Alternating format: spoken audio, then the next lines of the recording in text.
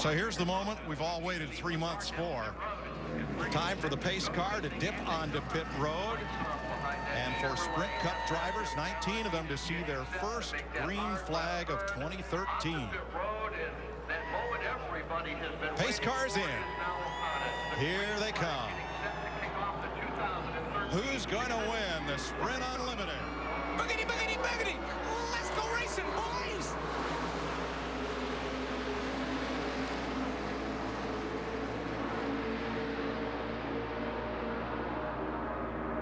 Looked like Hamlin on the inside pushing Kane down toward turn number 1. 2 by 2.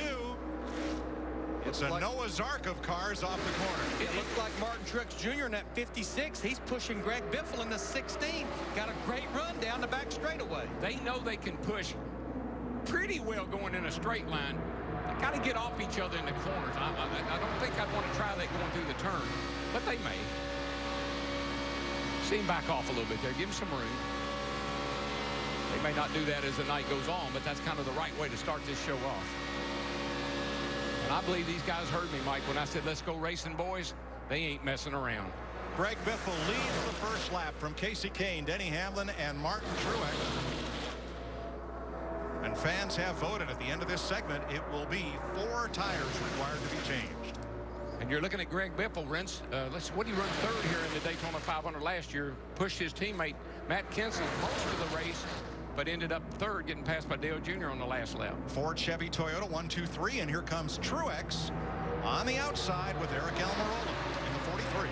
This is something I'll be anxious to watch, because if you go back to last year, even when the outside line would get lined up, they just couldn't clear that inside line, even with a long line of cars. And they do it for just a second, but it's like they just can't get there. Yeah, and Larry, again, I think that's the unknown. I mean, these guys are not sure where to go with these cars or what these cars are really capable of in this kind of situation. The last time we saw this, we wrecked a lot of cars on the back straightaway. Well, the outside line pulled up even with Truex on point, but could not complete the pass. Look at Earnhardt, way up high, 5th in line on the outside in the 88. Yeah, but you saw Biffle there in the 16 car. He didn't have any help. Casey Kane in the 5 is not up on his back bumper, and he couldn't hold those guys on the outside off. Up into the banking from the gyro cam, which stays vertical as the track tilts 31 degrees. It's just part of what a driver has to deal with. The banking, the car up in the banking, it makes it hard to see. You're getting forced down in the seat, a lot of G-forces. That is a great shot. There is Greg Biffle on the left, and the number 16 Ford. Here's Steve.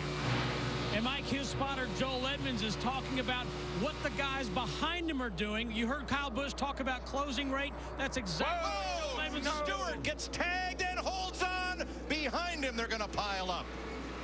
Hamlin, Johnson, Busch, Martin, Gordon. And Tony Stewart cut down in front of Matt Kenseth. I guess we're going. Got a little bit loose, but then these other guys reacted to it, and they all crashed. The defending champion of the Sprint Unlimited, Kyle Busch, heavy damage. Mike, that 1969 Daytona yellow on Jimmy Johnson's car, Corvette color. Not much left of it. Mark Martin torn up. When you watch this, Mike, you're going to see that Matt Kenseth sees Tony Stewart's got to push. He pulls up in front of Tony Stewart. When they get to turn 1, Tony dives to the bottom, but he clips Matt. And Tony almost wrecked, but he hung on. First caution flag at 15 laps complete. Halfway through the first segment, you see drivers climbing out to assess the damage. See, watch. All right, we're going to have a look at Tony Stewart and the 9 of Marcus Ambrose to the inside. See, Tony right here, Matt's going high.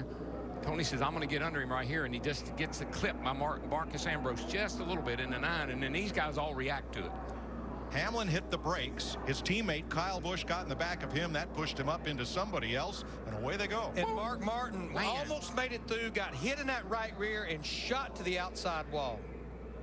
Montoya, who has lost an engine in Daytona 500 qualifying practice and was in the wreck yesterday, sneaks through. Watch his 55 car. He's going to get clipped right here when he's trying to get by right there, and man, he nails that outside wall. See a side window pops out of the car. That was a terrible lick. That's also Mark's second car. Remember, he wrecked in the practice here yesterday. There's a great shot of it, Darrell. He just came down and just clipped enough that it turned him sideways. But he was able to hang on. Yeah, he was able to save it. But these other guys, they had to check up a little bit. Marcus went up the hill a tad in front of Jimmy Johnson, and here it was on from there. 29, Harvick, again for the second time in 2 days, sneaks through unscathed. Yeah, the C's open for him. You see Hamlin's number 11 down to the bottom. Let's ride along. 18 with you. Watch it.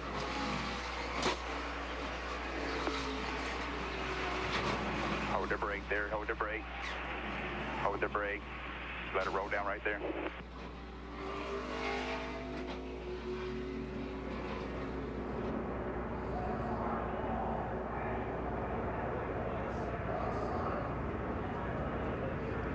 And now inside the Lowe's Chevy of Jimmy Johnson. Yeah, here you're going to see Marcus Ambrose in the 9 comes up. He has to check up a little bit. When he gets clipped, he'll come up right in front of Jimmy Johnson and breaks Jimmy's momentum. And when he does, they make contact. Look inside, right here. inside. Here, Jimmy, get out of the gas. Inside. You're by yourself. You're by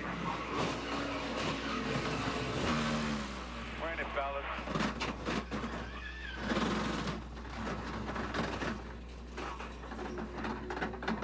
With Mark Martin. It's been a tough start to Speed Weeks 2013. What happened, Mark?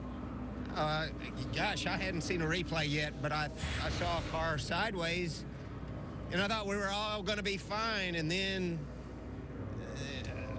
like the 14 or somebody got sideways up there, and then the cars up higher on the racetrack tangled for some reason, and that's when the wreck really happened. We were headed, we were going to get through there, and I got squeezed. I tried to squeeze Martin down, and he was there. I couldn't move down any further. 24 was coming, and I couldn't move. But somebody got turned, and it looked like it was going to be okay. But then there was a secondary accident. It looked like kind of on the higher side of the racetrack, and there were cars all in between me. So, gosh, we didn't get very far along there, did we? Glad you're okay, though. Heavy impact. I just want to thank, Aaron's and everybody at Michael Waltrip Racing. We got fast race cars, and, the 500 still to come. Thanks, Mark. Let's go back to Mike.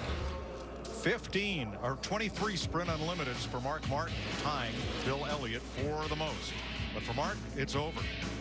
And Stewart stayed out, along with Ambrose, the 16 of Biffle, and the 99 of Carl Edwards. They did not pit under this first caution flag of the night. We're back to green. And Larry, one thing about this car, it may be a new car, a whole new design, but it acts a lot like that car last year. Remember how many times Kyle Busch got sideways on the apron, sparks flying, just like Tony Stewart tonight.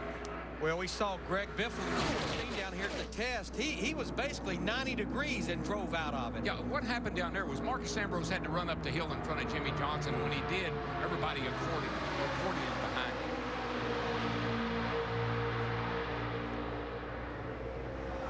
Kenseth out in front. Down to Steve Burns. Michael Kyle Busch has just assessed the damage to his race car. And Kyle, I know you don't want to be in the garage this early. Tell us about the racing out there tonight.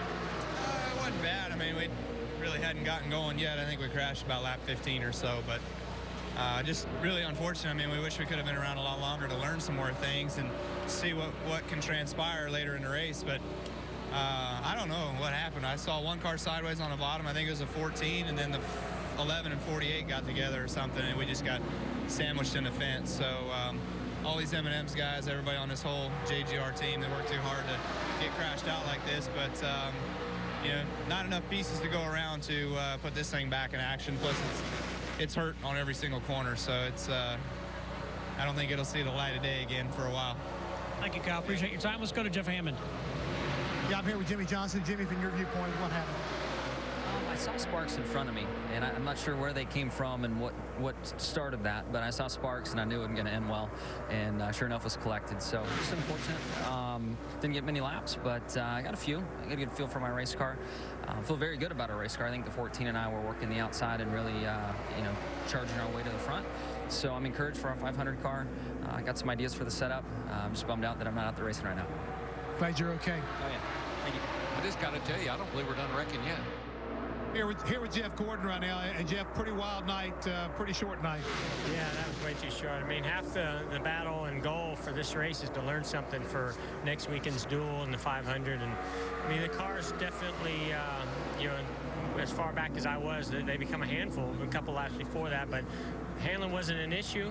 We had good handling. You need a little more speed, so we'll work on that. But you know, I can't tell if guys are just getting out of control or if they're getting hit or what's going on. But you know, several guys start shuffling back to the back, and right there I saw somebody get loose on the inside, and then the outside lane somehow was affected by it, and it was a domino by the time it got back to me, and we were in it. Appreciate it. Yeah, thank you. Thanks, Mike. Yeah, I'm down here with Denny Hamlin, one of the victims of that crash. From your viewpoint, could you see what went on?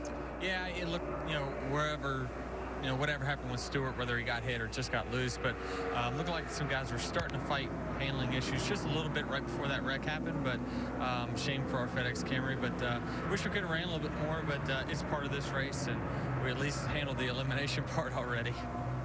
Appreciate your time. Steve?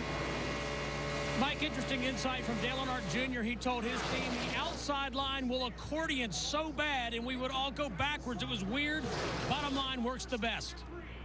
Yeah, that outside line doesn't look it's working too good, except for Tony Stewart. He's out there and making moves, man. Here he comes again. Strong horse right there. That 14 car, Tony Stewart, is looking racy. Looking back from Stewart, that is Martin Truex. Drafting with Stewart. Matt Kenseth alongside, now in third. Martin's able to get just close enough to Tony, as you can see, to give him that shove that he needs. He's up on that right side where you got to be to make a push. But Kenseth's car is so strong. He went back to the point unaided. Tony Stewart's pretty sneaky. He might decide that, well, I don't think I'll show Matt everything I got right now. Dale Earnhardt Jr. in 88 was making a run on the outside. Then he got drop kicked backwards. You can see he's still losing spots. 29 complete at the stripe. Kenseth the leader. One more lap in this first of 3 segments of tonight's Sprint Unlimited. Here comes Tony.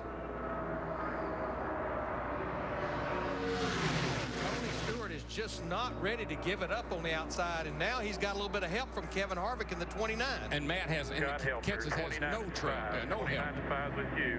You're clear. You're clear by. Well, you do the math. 1 Toyota against 3 Chevrolets lined up on the outside. Kenseth's able to hold his own pretty darn good down there all by himself. Here comes help. Carl Edwards in the 99's trying to get up there, but Smoke's got this segment, I think, under control. No points, no money for leading the segment.